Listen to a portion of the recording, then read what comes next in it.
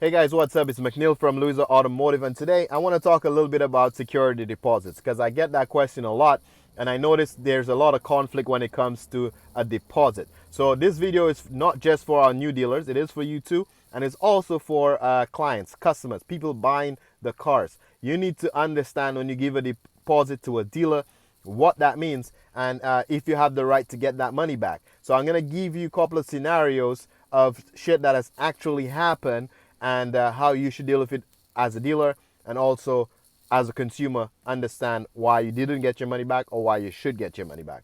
Let's get into it. Check the mic and make sure it sound right, boys. Okay, firstly, let's just say scenario number one. Let's talk a little bit about new cars. You go to a dealership, this is a scenario, and you say, hey, I want to buy this Ford Bronco. And the dealer said it's going to take 6 months to come in, and they require a $500 deposit. You guys agree that it should take 6 months to come in. The customer gave you the deposit, and now the customer is waiting for the car. If the 6 months has come and gone and the customer did not receive the vehicle, meaning there was a delay from Ford and now you require an extension, you need another 6 months or another 5 months, the customer has to agree to that because in the initial agreement, you guys agreed that the car will take 6 months to come in.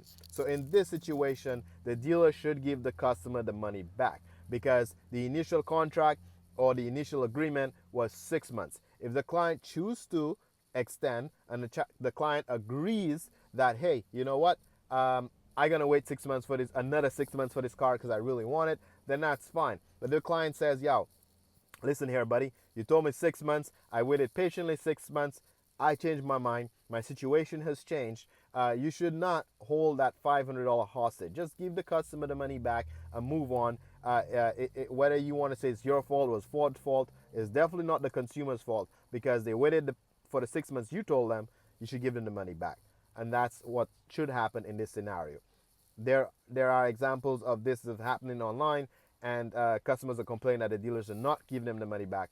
That's not cool. Okay. Provincial governments say disputes over deposits are some of the most common complaints they get concerning vehicle sales. And they advise if you're asked to leave a deposit, get it in writing if that deposit is refundable and under what conditions. Okay. Let's get into scenario number two. This one here is a situation where a customer comes into the dealership. Also, that was a new car purchase. The customer goes into the dealership and agrees on everything. Agrees on the car, waiting 3 months for the car, agreeing on the financing terms of the car, the interest rate, everything was agreed upon, and the car came in on time. Everything worked out fine.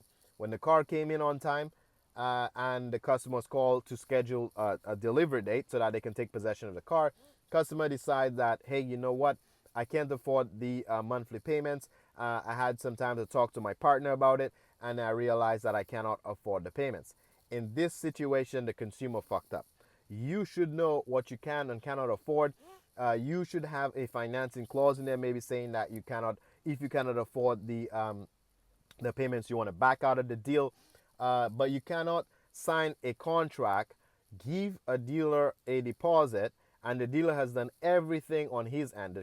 The dealer has paid a salesperson commission on this deal. The dealer has ordered the car on time, and the car showed up within the timeline that they promised you. The dealer has gotten the interest rate that he promised you. So everything checks okay. You should have understand your finances. You should understand what you can and cannot afford before you give that dealer the deposit. So in this case, you screwed up, and the dealer have all rights to keep that deposit or force you to take delivery of the car. Now, I'm going to talk specifically for Ontario and OMVIC registrant dealers how it is kind of tricky for you to keep the deposit. We'll get into that a little bit later. So before we talk about OMVIC, I just want to talk to the consumer for a minute, okay? Let me just have a little one-on-one conversation with you and try to see what's the reasoning here, okay? When you give a deposit to a dealer, what is your mindset? What do you think you giving the deposit means, okay? And why I'm asking that question is because is it there to protect you only? or is it to protect the deal between you and the dealer, both of you, fairly? And the reason why I'm asking that is because a lot of consumers believe, hey, I give you a deposit, you should hold the car for me. If I change my mind, you should give me my money back, right? But on the flip side, if the dealer were to take your deposit and so for let's say like he secured the deal for you, and then for some reason before you take delivery of the car, maybe you get a better offer for the car. Maybe it's still his car legally, and somebody offer him more money for that car. And the dealer didn't make you lose any money. They just gave you your money back, your deposit back, and sell a car for more money. You're gonna say that dealer is a douche and that's unethical and that's whatever the case may be. So you cannot be one-sided with what the meaning of a deposit is. So if you give a deposit, it's because you're 100% committed to take that car, and the dealer on the flip side is supposed to hold that car for you, even if you get an offer for more money. That is not the point. You guys have a contract to take that vehicle.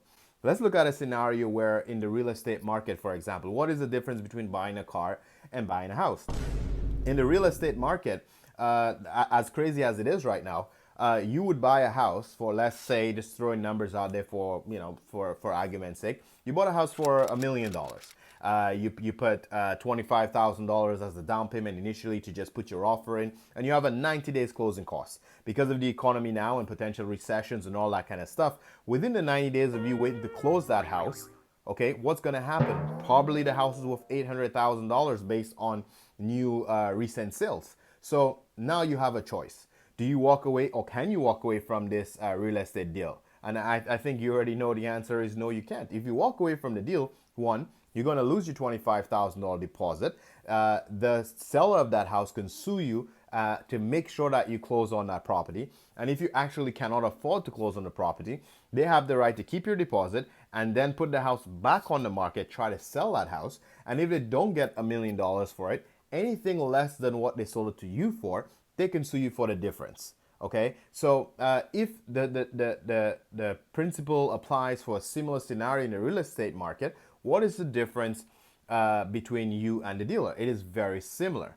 And I'm going to close this video today by letting both the dealer and the consumer know what our Ontario regulator, OMVIC, have to say about deposits. So as per OMVIC is basically trying to say when you take a deposit from a customer, it's not supposed to be kind of like a punishment. Fuck you, you didn't buy the car, I'm taking your deposit, okay? So it's not supposed to be like a punishment. The way it works is you got to prove your losses, okay? So let's just say in the example of the customer giving you $500 and the dealer is all within his rights, meaning you, the consumer, you made a mistake, you gave the deposit, and you're trying to back out, and the dealer is not agreeing to let you out of the deal. Kind of similar to the analogy I gave the real estate deal, that's what's going to happen here. The dealer have a choice to just be courteous and just give you the money back and say, fuck it, I'll move on to the other deal. But that is totally his decision. The dealer can keep your deposit and will have to justify to OMVIC their losses for the amount of the deposit. I'll explain that after. The dealer can keep the car and try to sell it and then come after you for the difference if he doesn't get the full money that he sold to you for, kind of like the real estate analogy, okay? Or the dealer can force you to take the delivery of that car as well, okay? Now, what OMVIC have to say about keeping the deposit is it's on the dealer to prove to OMVIC or the consumer how much money they lost based on that deal. So if I sold you the car for $10,000, and then you told me you don't want the car anymore and you gave me a $500 deposit, maybe I'm a bigger dealership and I had to pay a salesperson $400 on that deal. Then I can prove my loss was only $400 and I can choose to refund the customer $100. If that customer, let's say, wanted tinted windows that had very specific things they wanted me to do for the car before delivery, that was very specific to them and I would not have typically done it for another consumer, I can use that as a loss too. So I can say, well, hey, you asked me to tint the windows were $300 tinted, right? So you can document any specific request that the consumer had before you give them the difference. You could also wait until you sell the car, and if you don't get what you sold to that customer for, you can keep the difference. Keep in mind, if your car is floor plan, if AFC, Next Gear, any of those people, and it took you 30 more days to sell the car, whatever interest you occurred in those 30 days, or extra fees or extra marketing fees, whatever the case may be, you might have to take note of that and add it to the deposit amount, okay? So the way I'm going to end the video is just trying to remind you and just trying to summarize it again to just tell you that you have to just do the math and prove to OMVIC what did you lose. As simple as that. Because the person came to your dealership and gave you a deposit, how much did you lose? Okay, so calculate your interest, calculate your fees, maybe commissions that you've paid, any special requests that the consumer had. If it adds up to the amount that the deposit they gave you, you keep the entire deposit. If it adds up to less, you give them the difference. If it adds up to more, you could choose to go after them for the difference or just forgive it and let it go, okay? But in business, sometimes dealers, you have to ask yourself, what is the cost of actually gaining a customer? How much do you spend to acquire a customer? And when you have that number, you may realize that sometimes you could understand that people make mistakes and you can choose to give them the deposit back because at least that customer realized that you're a good person and they might refer 4 or 5 other people to you because you didn't give them a hard time for the deposit. So you can get more business by just being a human and being like, okay, I know you screwed up. And I'm just still gonna give you the money back because I don't want to force you into a deal you don't want to be into it. Okay, that might be the best thing to do, but it's totally in your right to do it however you like or to run your business however you like. Okay, but always remember how much it costs you to gain a customer because for sure you're gonna lose that customer and they're gonna have a lot of bad shit to say about you even if you are all within your rights. Because in this business you're gonna learn as a dealer, even if you're right, you're still wrong. Catch you in the next one. Peace. Okay. And if you made it to the end and you haven't subscribed yet, just hit on my face right here and that will make you subscribe. Okay, very easy. And also YouTube is saying that you might like to see this video. They're suggesting this for you, so maybe check it out.